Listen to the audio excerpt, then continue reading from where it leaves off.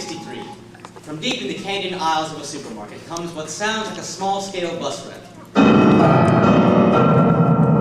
followed by an air raid.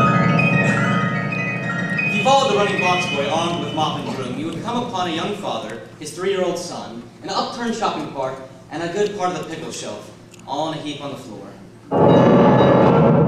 The child, who is not hurt, sits in a small lake of pickle juice and is experiencing what might nicely be described as significant fluid loss. Tears, mixed with mucus from a runny nose, mixed with blood from a small forehead abrasion, mixed with saliva that is drooling from a mouth that is wide open and making a noise that would drive a dog under a bed. The father has remained amazingly quiet and calm in the face of this catastrophe. The father is calm because he's thinking about running away from home, thinking about just turning and walking away, since no one knows this is his kid. Getting in his car and driving to California, maybe. Changing his name. Getting a job as a paperboy or a cook in an all-night diner. Something, anything, that does not involve contact with 3-year-olds.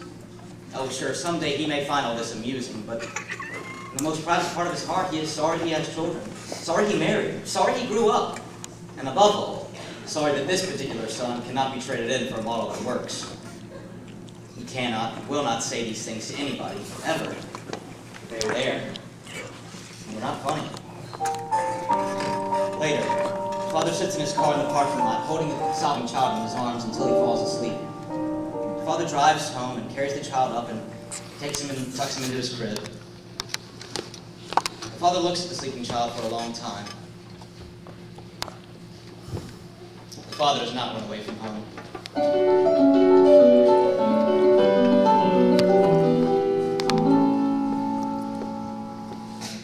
This is 1976. The same father paces the living room. In his hand is what's left of a letter, crumpled into a ball and uncrumpled again. The letter is from his 16-year-old son, the same son from the pickle juice, the pride of his father's eye, or was, until today's mail. The tables have turned. Now it is the son who's running away from home. In the letter, the son says that he hates his father, and he wishes he never had one. He calls his father a jerk, and a failure as a parent, and ends with, "You can drop dead." Father shouting at the ceiling, "Why me? Why me? Why me?" Well, the answer is simple. He has a son, and that son is 16. Stuff happens. Someday, some long day from now, he may laugh about even this. But for now, there is only anguish.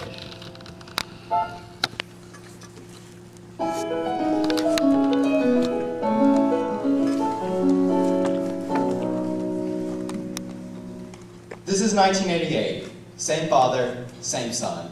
And they are still running, out jogging at 6 a.m. The son is 28 now, married, with a 3-year-old kid of his own.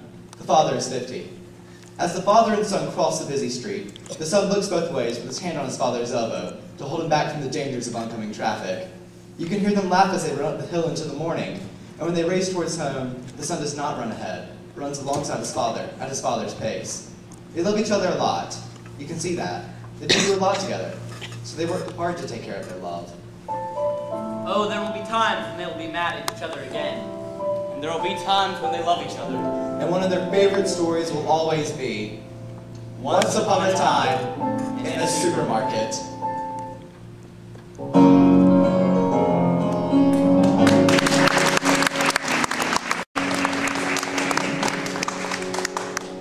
Grand Junction, Colorado. Hot afternoon in mid-July. Local newspaper headline says power shortage in Grand Junction. In the men's room of the local airport passenger terminal, another kind of power problem is in progress. From behind the stall door comes... No, no, no, no, no, I won't. Followed by... Please, do it for Daddy. No, no, no, no, no. The 7 men using the facilities turn their faces in unison toward the stall door. In the opening at the bottom of the door, 2 sets of feet can be seen. A large pair in polished brown cowboy boots. And a much smaller pair in black patent leather shoes. The encounter continues. Look, I know you have to go. You go every day. And if you don't go now, you'll have to go when we're standing in line. Or after we're strapped into our seats. Or when we're 35,000 feet in the air. It's a small plane with no potty, and you'll probably mess your pants. We'll have to clean you up way up there. And you don't want to have to do that. I don't want to have to do that. So why don't you just calm down like a good girl? No, this is the boys' place. Yes, I know, but Daddy can't go into the girls' room. No. What will Mommy and Grandma say when we get off the plane and you've messed your pants and you're crying and I'm mad? They won't be glad to see us. Yes, they will. We're going to miss our plane if you don't go now. I don't care. Am I going to spank you? No. Then please at least try. No. If you go, I'll buy you an ice cream. No. I'll buy you a present. You can pick it. No. I'll give you $1. No. Please try. Just as a favor to Daddy. No. Well, by God, you just gotta do it. That's all there is to it. You're gonna sit on his butt until something happens. You little. Ouch. The stall door swings open and a 5-year-old girl emerges in tears. Her lips puckered in fierce refusal and her mind set in cement as she marches solemnly past the onlookers and out the door. Her father follows, a big man in a black Stetson, red-faced mad, angered, defeated, humiliated. No one pushes him around. Nobody tells him no. But his 5-year-old girl child has done it, and she has not done her business. And there's going to be trouble in the air and the fracas when they get to Denver.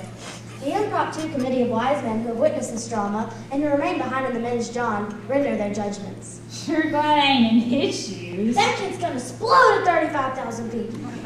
Women don't know what's worse trouble, the little ones or the big ones. If it had been me, I'd have given her a banana split, $100, all the presents she could carry, and a U.S. savings bond before I'd have gone on that plane with her. Later, the man and his child returned in a big hurry. This time, she had to go. They missed the plane. Father and daughter will survive this ordeal. Time will turn it into a family legend. This is the kind of story her father will save to tell at the rehearsal dinner of her wedding. It will be funny, especially with all the embellishments fathers have grown to make.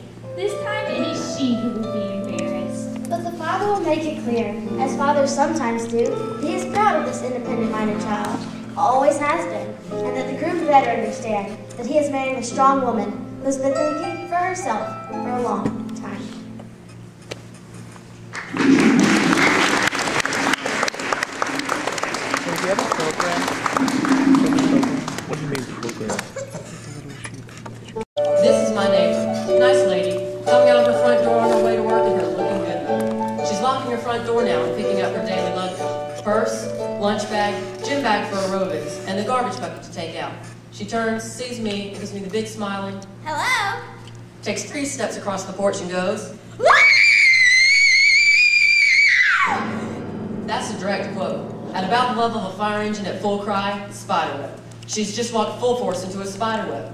And the pressing question now, of course, is... Just where is that spider now? She flings her baggage in all directions, and at the same time does a high-kick, jitterbug sort of dance, like a crazed stork in heat.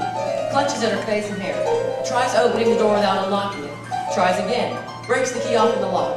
Runs around the house towards the back door with the Doppler effect of...